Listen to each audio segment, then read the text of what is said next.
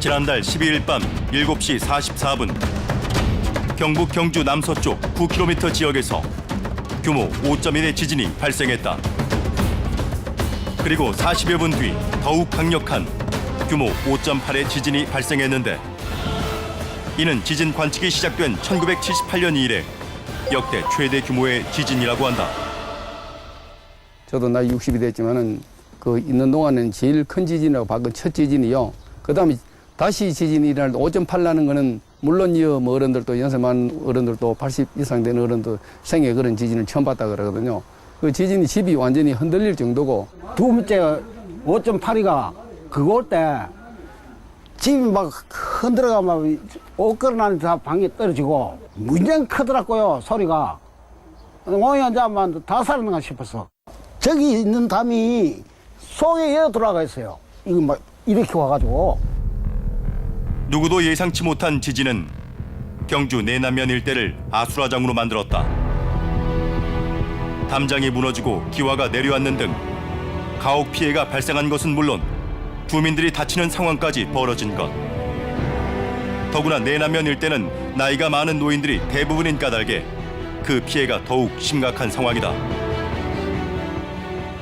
뭐를 치우려고 해도 뭐 치울 수가 있지. 다리가 무릎 아프지, 허리 꾸꾸리가 무슨 일 하는겨.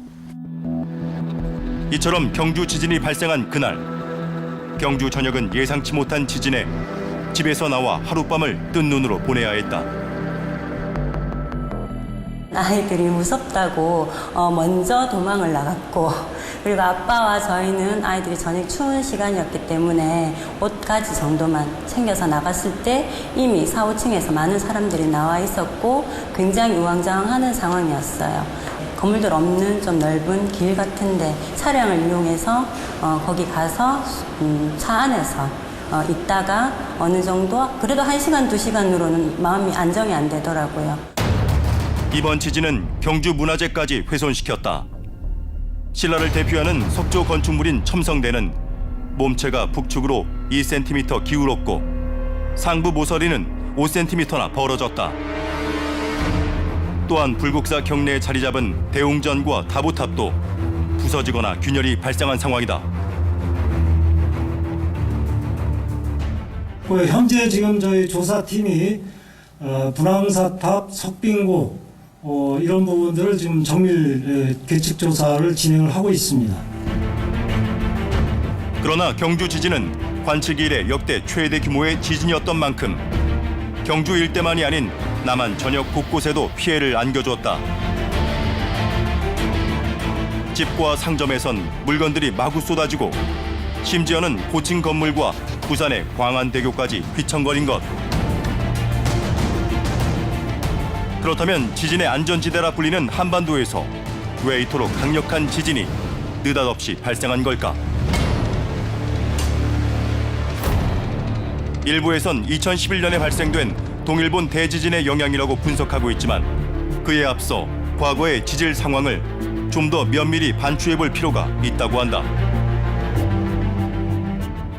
역사적으로 보면 인조 때, 그 17세기죠. 인조 때 이 한반도 동남부에서 큰 지진이 엄청 많이 났어요. 이때 리터 규모로 보면 거의 6.5 이상 지진들이 최소 4번 이상 일어났어요.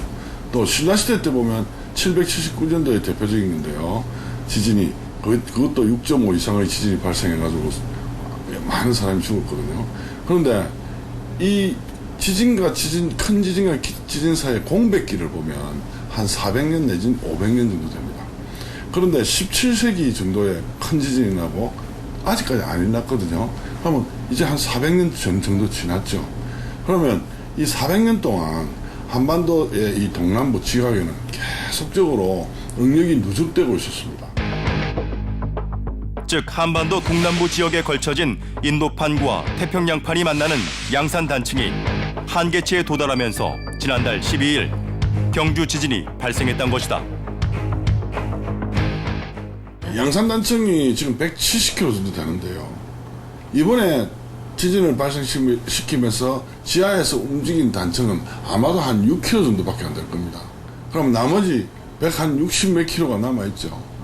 그래서 한 6km 정도에서는 아마 지하에 누적된 응력이 해소가 됐을 건데 이 주변에는 지금 나머지 부분은 해소가 안 된 거거든요.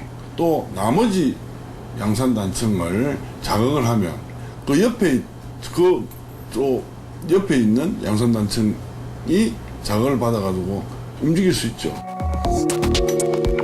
따라서 지난달 28일까지 무려 440회의 여진이 발생했는데 10월 들어서까지 합하면 총 459회 여진이 발생한 것으로 조사됐다.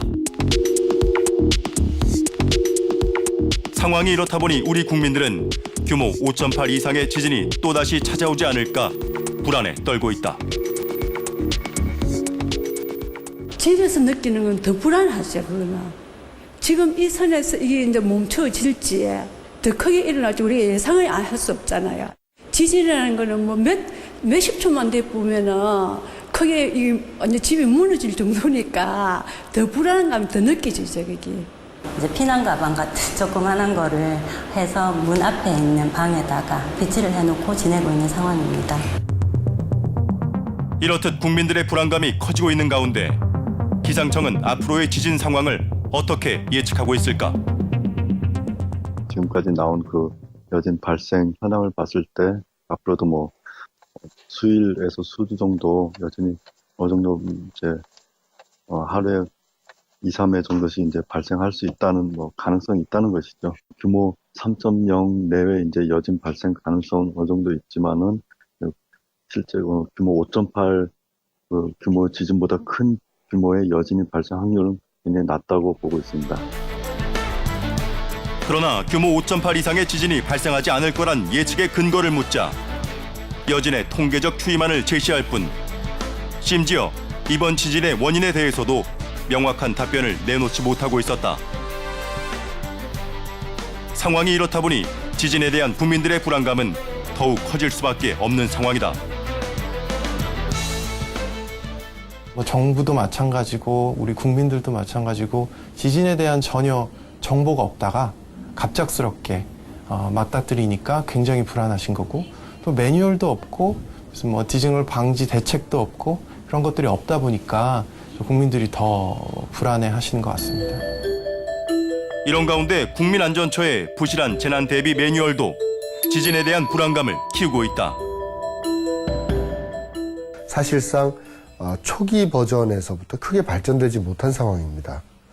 오죽하면은 지금 문제점으로 드러나고 있는 것 중에는 각 기관별로 갖고 있는 지진 대응 매뉴얼이 서로 달라서 서로 연계 협력하기가 어렵다라든지 또 심지어는 그 국민안전처가 세종시로 이전을 했음에도 불구하고 서울의 02로 시작하는 국번을 가진 비상연락망 체계를 갖고 있거나 하는 문제점들이 드러나 있거든요. 그래서 이제 이런 지진 대응 매뉴얼조차도 현재 업데이트나 업그레이드가 안 돼 있어 제대로 운영이 되지 못하는 상황에 있다는 게 가장 큰 문제다 이렇게 말씀을 드릴 수 있겠습니다. 이렇다 보니 지난달 20일 열린 대정부 질문에선 부실한 재난 대비 매뉴얼에 대한 지적이 잇따랐다. 그러나 박인용 국민안전처 장관은 황당무계한 답변을 내놓을 뿐이었다. 따라서 우린 대피 매뉴얼과 관련하여 국민안전처 측에 인터뷰를 요청했으나 대면은 물론 서면과 전화 인터뷰조차 불가능하다는 입장을 전해왔다. 지금 이제 국민들이 가장 두려워하고 있는 부분, 걱정하고 있는 부분이 무엇인지에 대해서 알려줘야 됩니다.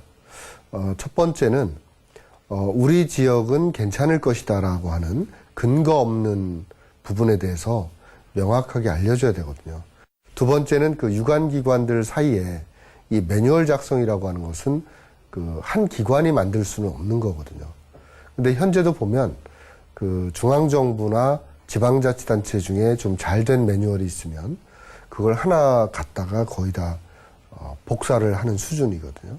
그래서 이런 그 각 지역별로 지방자치단체별 특성이 고려된 매뉴얼을 만드는 게 가장 중요하다. 이거부터 말씀을 드릴 수 있겠습니다. 현재 국민안전처가 제시하고 있는 지진 발생 시 행동 요령은 10가지에 불과하다. 지진의 규모에 따라 어떤 피해 상황이 발생하는지, 또한 그에 따라 어떻게 대피해야 하는지 상세한 안내가 되어 있지 않다 보니 국민들로선 신뢰할 수 없는 상황인 것. 그러나 이마저도 홈페이지를 통해 직접 살펴보지 않으면 안 되는 실정이다. 일본어로 된 대피요령, 중국어로 된 대피요령, 한국어로 된 대피요령, 필리핀어로 된 대피요령, 인도어로 된 대피요령 등과 같이 굉장히 그 국가 언어별로 대피요령이 다 마련이 돼서 전입 신고를 하게 되면 그걸 항상 같이 준다는 거예요. 미국의 경우도요. 이 매뉴얼이라고 하는 것이 굉장히 세부적으로 만들어져 있는데 자연재난의 유형별로 또 그 지역의 취약 요소별로 그 대응 매뉴얼들이 만들어져 있고 학생들에게 그 실시간대로 경보를 울리고 대피 장소라든지 이것까지 전부 다 지정을 해가지고 이동하는 그런 매뉴얼들을 다 갖추고 있었습니다. 즉 해외와 비교해 우리나라의 재난 매뉴얼은 걸음마 수준이란 것이다. 더구나 대피 장소 또한 충분히 마련되어 있지 않아 경주 지진 피해 당시 주민들은 생명의 위협을 고스란히 느껴야만 했다. 면사무소에서 이렇게 와가지고 대피 방송을 하라, 뭐 경로당을 대피하라, 노인들 집을 둘러보라. 뒷마을 같은 여기서 1km 좀 떨어졌는데 거기는 기존 연령이 80대 넘는 어른들만 있어요. 거기는 쉼터도 하나 없고 회관도 없고 아무것도 없어요. 그러다 보니까 그 어른들은 어쩔 수 없이 길게 나서가 있을 수밖에 없는 거예요. 이렇듯 대한민국의 국민들은 전혀 없는 지진을 겪으며 우리 정부의 무능함을 마주하고 있다. 만약 정부가 지진에 철저히 대비해 왔다면 우리 국민들은 결코 지금과 같은 지진 공포에 휩싸이지는 않았을 것이다. 네, 정부의 무능함이 지진에 대한 불안감을 더욱더 키우고 있는데요. 지난달 10일 경주에 지진이 발생했을 당시에 국민안전처 홈페이지도 마비가 되는 상황이 벌어졌죠. 그렇습니다. 규모 5.8의 강진 당시 국민안전처의 홈페이지가 3시간 넘게 열리지 않은 건데요. 지진을 알리는 긴급 재난 문자 또한 경주 지역엔 5분 뒤, 나머지 경북 지역엔 12분이 지나서야 보내진 것으로 나타났습니다. 이렇다 보니 국민들은 국민안전처를 신뢰하지 못하고 있는 상황이죠. 예. 자, 이와 함께 지진 대피 장소에도 문제가 있는 것으로 드러나지 않았습니까? 맞습니다. 현재 정부는 지진 대피 장소로 공공기관의 공터나 학교 운동장을 지정해둔 상황입니다. 그러나 현재 이 건물들이 모두 내진 설계가 된 게 아니어서 대피 장소로 적합하지 않다는 주장이 제기되고 있습니다. 예, 그야말로 문제가 한두 가지가 아닌데요. 자, 그나저나 이번 지진으로 큰 피해를 본 경주 주민들을 위한 복구는 제대로 활동이 이루어지고 있습니까? 네, 진앙지였던 경주 내남면 일대에서 가장 많은 피해가 발생을 했습니다. 그러자 지자체와 봉사단체에서 복구 작업을 도왔는데요. 그런데 기와를 덮거나 담장을 만들 수 있는 전문 인력들이 아니다 보니까 실질적인 도움은 되지 못했다고 합니다. 여기에 피해 복구 지원금 또한 부족해서 피해 복구에 어려움을 겪고 있었는데요. 경주 지진 피해 현장의 복구 상황 그리고 앞으로의 지진 대책을 담아봤습니다. 경주 지진이 발생한 지 열흘 만인 지난달 22일 정부는 경주 지역을 특별 재난 지역으로 선포했다. 이에 따라 구호와 복구, 보상에 필요한 행정, 재정에 관한 특별 지원이 시작됐는데 중앙재해합동조사단의 잠정 집계에 따르면 경북 지역의 피해액은 102억 4,600만 원인 것으로 나타났다. 그런데 과연 실제 피해액도 이와 같을까? 그 전파라 그런 게 집이 다 부지고 넣었을 때 900만 원 보상, 반파라 그럴 때는 450만 원, 이 기와장 전체를 다 걷어내서 새로 할 때 450만 원 지원이 뭐 정해졌다나 그렇고 소파라 그러면 이 기와장을 용마루라는 전체를 뭐 어느 정도 뿌리면 거의 우리 주민들은 다 소파에 해당되거든요. 즉 주택 피해의 경우 전파는 900만 원, 반파는 450만 원, 소파는 100만 원의 피해액을 책정해놓고 그에 따라 복구를 해준다는 것. 상식적으로 봤을 때 실질적인 복구 금액으로는 턱없이 부족한 상황이다. 집이 두 채나 있을 때는 해당이 안 되고 주민이 거주하는 집 한 동 외에는 안 된다고 합니다. 특별 재난구역이라고 선포를 했다 그러니까 외지 사람들은 그 집을 다 지어준다, 마을에 다 해준다. 심지어 어떤 유언비에 뭐 돈을 벌었다, 누구는 뭐 돈 벌었다 이런 이야기를 하는데 아무런 혜택이 없어요. 말은 특별재난지역 선포인데요. 특별한 게 없습니다. 오히려 더 일반화돼 버렸어요. 담장이 무너졌다 그래서 금간 부분만 우리가 고치는 게 아니라 사실은 담을 다시 세워야 되는 거잖아요. 근데 이렇게 금이 가면 다음 지진이 오면 무너질 가능성이 더 커졌다는 거거든요. 거기다가 영세 상공업자의 경우는 여기서 빠집니다. 즉 내가 가내수공업이라든지 벽지 도배 장판을 만드는 회사를 운영한다든지 이걸 보관하는 창고가 무너져서 못 쓰게 됐다든지 할 때는 전혀 지원 대상에서 빠지게 됩니다. 상황이 이렇다 보니 지진 피해 주민들은 계속해서 땅의 흔들림을 느끼거나 건물이 무너질지도 모른다는 일종의 지진 트라우마를 치료할 여력이 없다. 따라서 의료계에선 일부 고위험군의 주민들에게라도 정신적 치료를 지원해야 한다고 말하고 있다. 고위험군들이 있으실 수 있거든요. 장애인이시거나 또 임산부, 노인, 또 자해나 타해 위험이 있는 분이라든지 또는 경제적으로 아주 취약하신 분이라든지 이런 분들은 사실은 정상적인 사람들보다 훨씬 더 큰 트라우마를 받으실 수 있고 또 그 트라우마가 질병으로 연결될 수 있는 어떤 확률도 높기 때문에 이제 그런 사람들을 일단 잘 선별해내는 작업이 필요할 것 같고요. 고위험군에 속할 수 있는 그런 사람들이라도 먼저 선별을 해서 치료가 필요한 사람들은 치료할 수 있는 그런 환경을 마련하는 것이 중요할 것 같습니다. 자연재해로 인한 피해를 국가가 나서 보상하라는 것. 이는 어쩌면 불합리한 일이라고 말하는 사람들도 있을 것이다. 그러나 국민의 생명과 재산을 지키기 위해 마련된 재난 및 안전관리 기본법에 따르면 재난을 예방하고 재난이 발생됐을 때는 그 피해를 최소화하는 것이 국가와 지방자치단체의 의무라고 명시돼 있다. 따라서 지금이라도 그 의무를 다할 수 있는 확실한 지진 피해 예방 대책을 마련해야 할 것으로 보인다. 그 시작은 내진 설계에 있다. 실제로 내진 설계가 이루어진 대상 건물들은 상대적으로 그 지진이 발생했을 때 지진에 대해서 어느 정도 대비를 했기 때문에 내진 설계가 안 된 건물보다는 좀 더 유연하게 서서히 붕괴가 되기 때문에 사람들한테 도피할 수 있는 그런 시간적인 여유를 줄 거라고 믿습니다. 즉 내진 설계가 됐다면 건물이 무너지지 않거나 혹은 무너지더라도 대피할 시간을 벌 수 있다는 것. 그러나 우리나라는 지난 1988년 내진 설계가 의무화되면서 그 기준이 강화돼 왔지만 현행 건축법에서는 3층 이상이거나 연면적 500제곱미터 이상 건축물만 내진 설계를 의무화하고 있다. 그만큼 전국 평균 내진 설계율은 34.6% 수준에 그치고 있으며 내진 설계된 건물일지라도 규모 5.5에서 6.0까지만 견딜 수 있다고 한다. 따라서 내진 설계 기준을 강화해야 할 것으로 보이나 일단은 기존 건물들이 과연 지진에 안전한지 총체적인 조사가 이루어져야 할 것으로 보인다.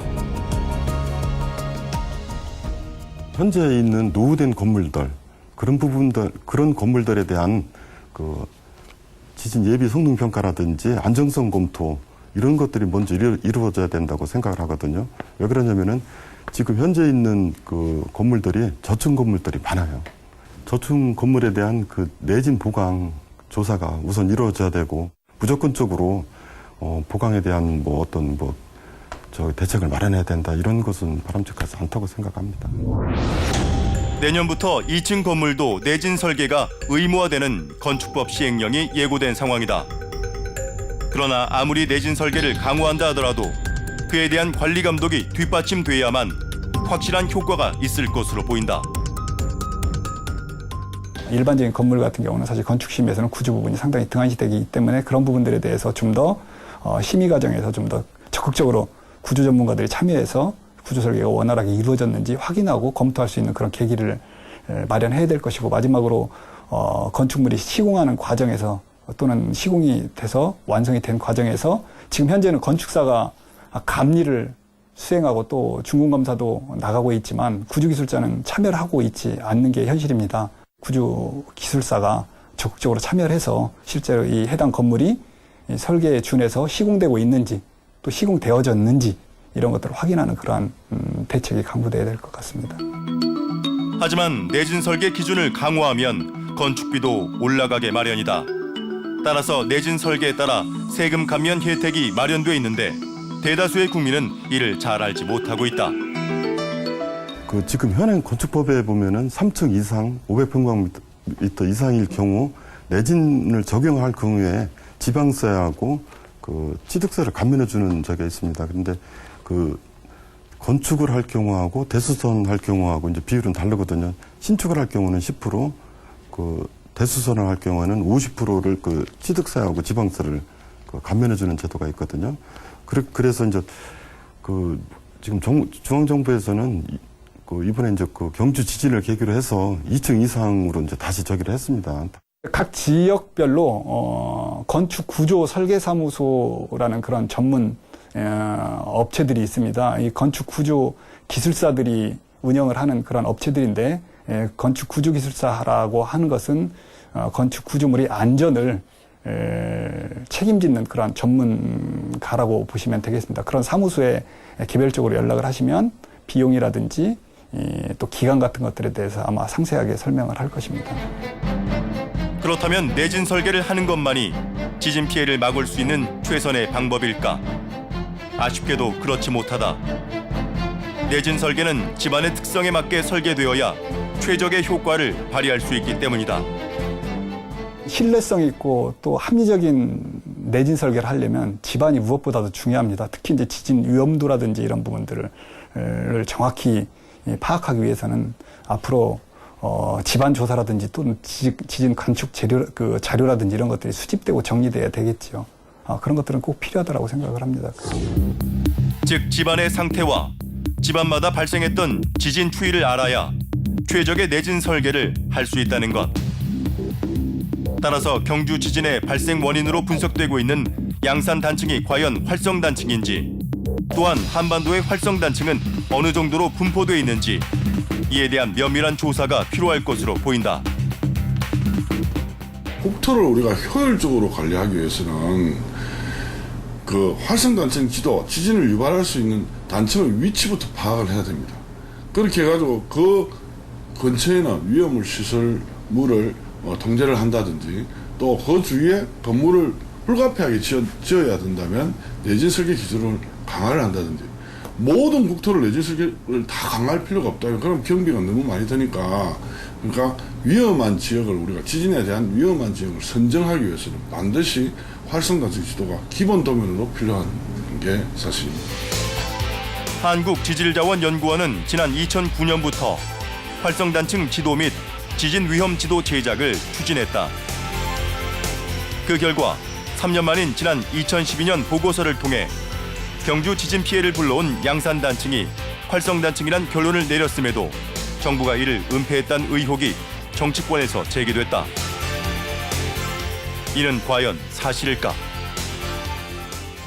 양산 단층이라는 단층이 전체가 활성이라는 건 아니고요. 양산 단층을 중심으로 한 그 주변에 양산 단층 대라고 하는 의미에 봤을 때 작게 1km에서 1.5km 그렇게 분절된 단층들이 존재를 하고, 그 단층들에 대해서 일부는 연대 측정을 해서 흔히 얘기하는 활성 단층의 정의에 해당되는 연대들이 좀 나왔습니다. 그렇지만 그렇지 않은 연대들도 있거든요. 그래서 모든 단층들이 다 활성은 아니고요. 다만 이번 지진이 위치한 진앙 위치의 경우에는 그러한 조사가 되지 않아서 그 활성 단층이 존재하는지 여부를 알지 못했던 지역에서 지진이 발생한 거라고 보시면 됩니다. 그렇다면 학계에선 이번 논란을 어떻게 바라보고 있을까? 일본 같은 경우만 예를 들어도 활성 단층 지도를 보는데 30년이 넘게 걸렸어요. 그런데 일본은 우리나라보다 지진학자, 단층학자 훨씬 많거든요. 한 100배는 많을 겁니다. 그런 데서 30년 걸리는데 우리 보고 3년을 만에 해라. 이거는 그 자체가 계획이 잘못된 겁니다. 그래서 저희들은 이제 지금 계속적으로 최소한 25년에서 30년은 걸린다. 장기적인 플랜을 만들어라. 이렇게 주장하고 있고요. 3년 동안 할 수 있는 한계가 명확하고 그것의 결과 자체는 딱 3년 동안 할 수 있는 것만 했겠죠. 따라서 현재로선 한반도의 활성 단층을 조사하는 것 또한 오랜 시간이 걸리기 때문에 지진 피해를 막을 수 있는 다른 대책이 마련돼야 할 것으로 보인다. 그렇다면 최선의 해결책은 무엇일까? 그것은 바로 지진이 발생할 경우 국민들이 신속하게 대피할 수 있도록 보다 빠르고도 정확한 관측과 경보 시스템을 갖추는 것이다. 이번 사건을 겪으면서 사람들이 일반 국민들이 가장 이제 불만을 터뜨렸던 것 중에 하나가 상황은 발생했는데 왜 정보가 제대로 전달이 되지 않느냐. 또 뭐 그런 대응 조치를 해야 되는 기관에서도 빨리 전체적인 상황을 파악할 수 있도록 정확한 정보가 빨리 도착해야 되는데 왜 오지 않느냐 뭐 이런 부분인데요. 결국 정보가 빨리 제대로 정확하게 전달되기 위해서는 첫째, 정확한 분석이 이루어져야 되겠고요. 그 다음에 그 정보가 빨리 분석되고 전달될 수 있는 체계가 다 맞물려져야 되겠죠. 또 빠르고 정확한 지진 경보 전달을 위해서는 턱없이 부족한 지진 전문 인력 양성이 시급한 것으로 보인다. 관측소가 증설이 되고 더 많은 정보가 생성이 되려면 관측소를 운영을 하고 정보를 분석하고 그 정보를 가공해서 전달하기 위한 전문적인 인력이 많이 필요합니다. 이제 그런 인력들이 사실은 더 중요하죠. 그런 인력이 그런 것들을 더 정확한 정보를 분석하고 생성하고 전달할 수 있을 테니까요. 이와 함께 중앙에 집중돼 있는 정보 전달 체계를 개선해야 하는 숙제도 남아있다.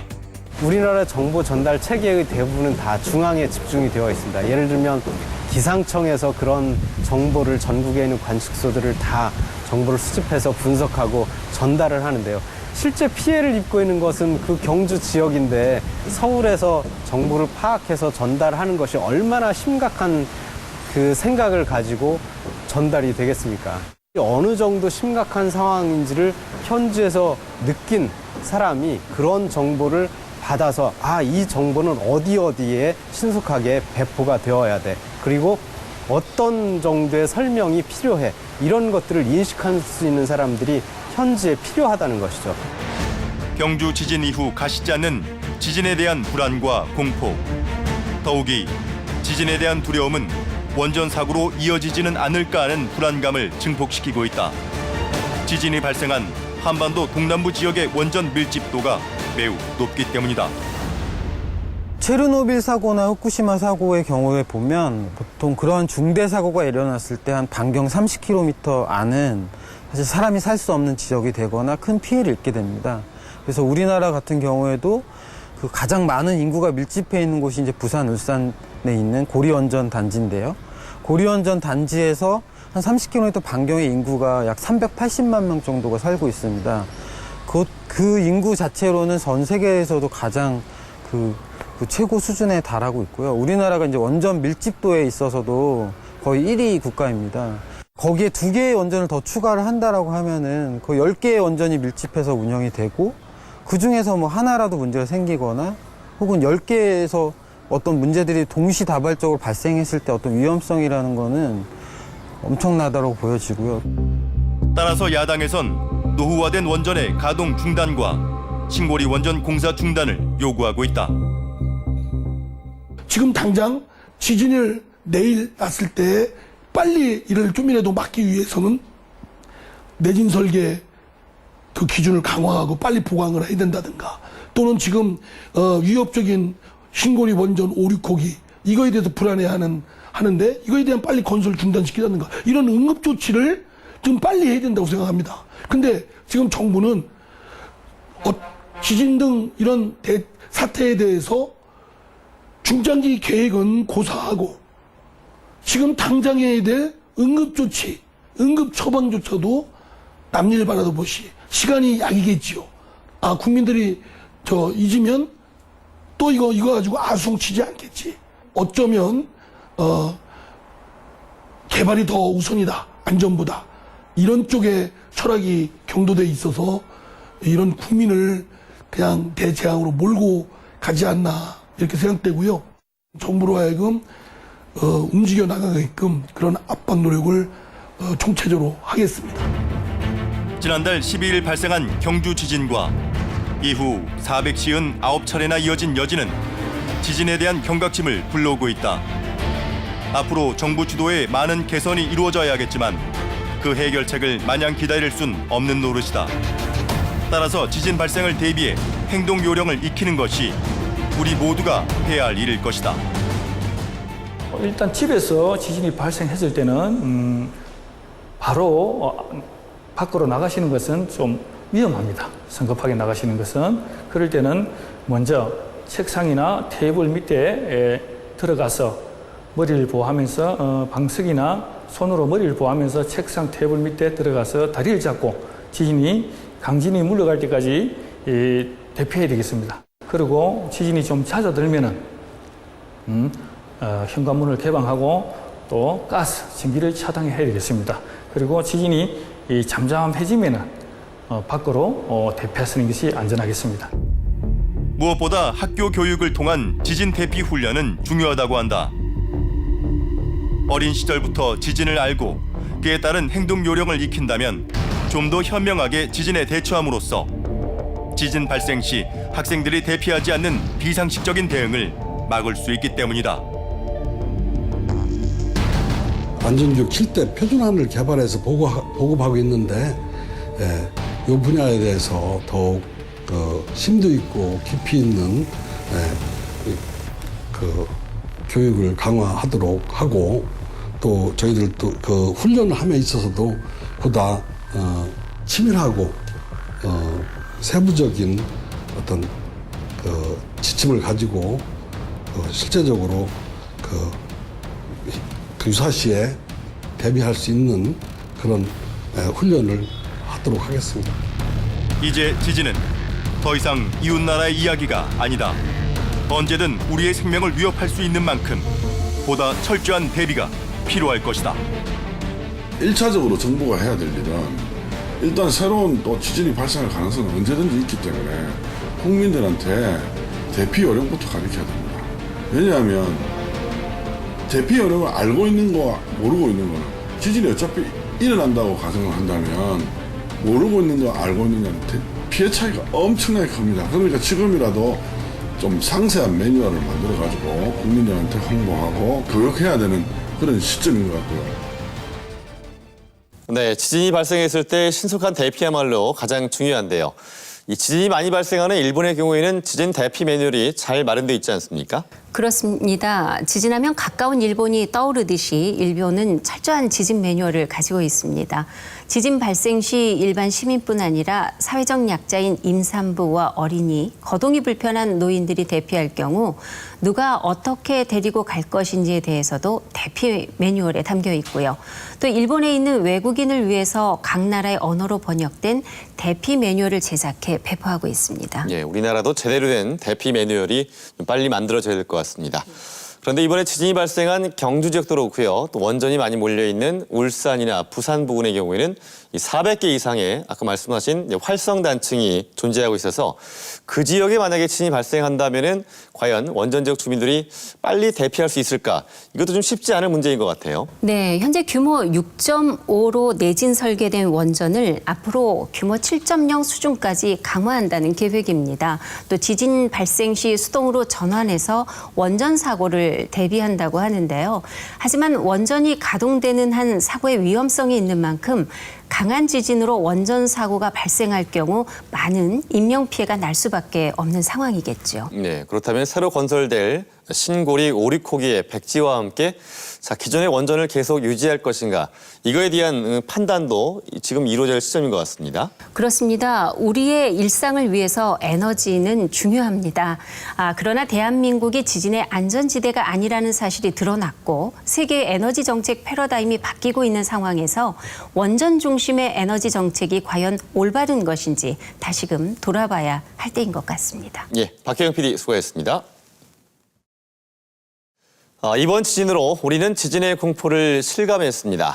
따라서 언제라도 크나큰 지진이 찾아올지 모른다는 위기의식을 갖고 지진 피해를 막을 수 있는 충분한 대책과 또 체계적인 지진 매뉴얼을 하루빨리 마련해야겠습니다. 시사 플러스 오늘 순서는 여기까지입니다. 함께해 주신 여러분 고맙습니다.